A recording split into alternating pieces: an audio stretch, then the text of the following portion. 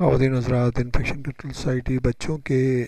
بیماریوں کے بارے میں، ان کی پریونشن کے بارے میں آپ کے لیے مضامین پیش کر رہی ہے۔ پن ورم ڈیزیز کے بارے میں بتانا چاہیں گے، جو کہ انٹسٹائنل ہاتھوں کا انفیکشن ہے اور پیراسائٹک انفیکشن ہے۔ یہ ایک بہت ہی کامن یعنی کہ راؤنڈ ورم انفیکشن ہے۔ پیٹ کے کیڑے جو بھی ہوتے ہیں ان بہت ہی باریک باریک کیڑے ہوتے ہیں، اور پن ورم انفیکشن جو ہے ملینز یعنی کہ لاکھوں لوگوں کے اندر یعنی کہ موجود ہے۔ ہر سال لاکھوں لوگ اس سے، لاکھوں بچے جو ہے نا، پرٹیکولرلی بچے جو ہے نا اس سے افیکٹ ہوتے ہیں۔ جو اسکول جانے والے بچے ہیں وہ زیادہ تر افیکٹ ہوتے ہیں۔ پن ورم انفیکشن جو ہے اتنا خطرناک انفیکشن نہیں ہے، اس کے صرف اور صرف جو ہے یہ ایچنگ کاز کرتا ہے، یعنی کھجلی کاز کرتا ہے، اور اس کے علاوہ کوئی ایسی خطرناک قسم کی کمپلیکیشن جو ہے نا وہ پیدا نہیں ہوتی۔ سب سے اہم بات یہ ہے کہ پن ورم انفیکشن جو ہے وہ کس طرح یعنی کہ ہوتا ہے۔ پن ورم انفیکشن جو ہے اس کو پن ورم انفیکشن بھی کہتے ہیں، سیٹ ورم انفیکشن بھی کہتے ہیں، تھریڈ ورم انفیکشن بھی کہتے ہیں، انٹروبیاسس بھی کہتے ہیں، آکزیریاسس بھی کہتے ہیں، اور یہ متعدی بیماری ہے، یعنی کہ ایک سے دوسرے کو لگنے والی بیماری ہے۔ لوگ جو ہیں، بچے جو ہیں، ان نوئنگلی یعنی کہ یہ نہ جانتے ہوئے بھی اس کا انفیکشن کا شکار ہو جاتے ہیں۔ یہ پن ورم کے جو ایگس ہیں وہ اگر ہاتھوں کو لگ جائیں اور کنٹامنیٹڈ ہاتھوں سے وہ ٹرانسفر ہو جائیں، یا کہیں اور کسی اور جگہ سے، مثلا بیڈ لینن ہے جہاں پر کوئی بچہ جس کو انفیکشن ہے آلریڈی، وہ اس پہ سویا ہوا ہے، اور اس کو جو ہے نا جھاڑنے میں، اس کو ٹچ کرنے میں وہ ایگس جو ہے نا ہاتھوں میں لگ جائیں،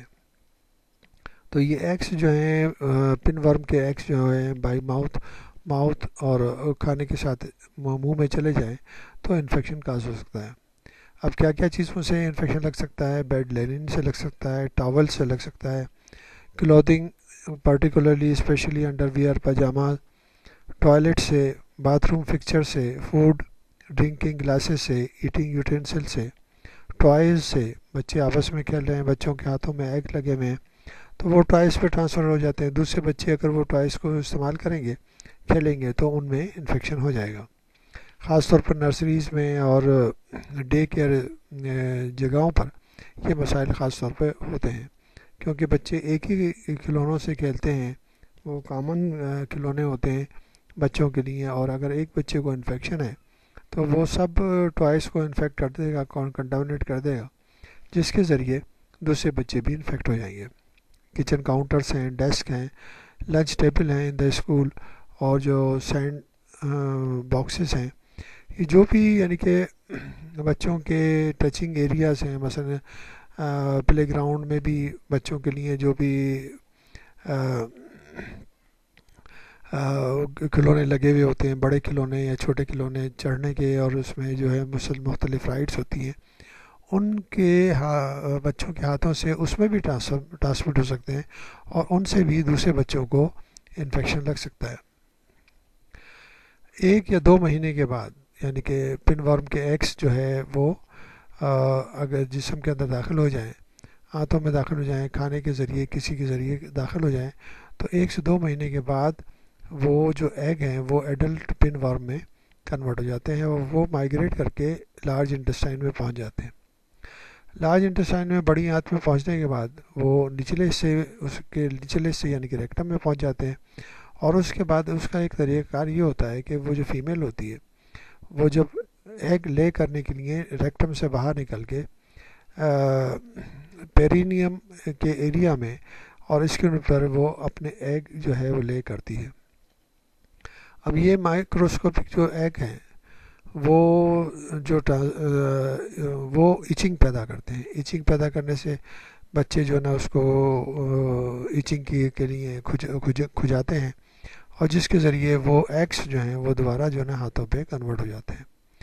ہاتھوں پہ آ جاتے ہیں، اور بچے اگر انہی ہاتھوں سے اور ان گندے ہاتھوں سے کھانا وانا کھائیں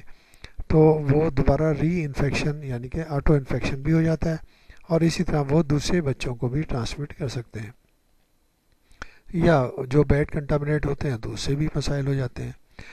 اس کی علامتیں اور سائن سمٹم کیا ہوتے ہیں؟ جیسے ہم نے بتایا پن ورم انفیکشن کے، وہ اہم چیز جو ہے وہ ہے ایچنگ، یعنی کھجلی اس ایریا میں جہاں پر انڈے وہ نکلتے ہیں، پیراسائٹ، فیمیل پیراسائٹ نکل کے اور انڈے لے کرتی، یعنی کہ ریکٹم کے اراؤنڈ باہر کے حصے میں اسکن کے اوپر. اور بچیوں میں یہ انفیکشن جو ہے نا کافی پھیل سکتا ہے اور ڈسچارج بھی ہو سکتا ہے. تو اس وجہ سے ان کے انفیکشن کو خاص طور پر دیکھنا چاہیے، اور اس کے بعد ان کی ڈائگنوسس کے بعد ان کو ٹریٹمنٹ دینا چاہیے.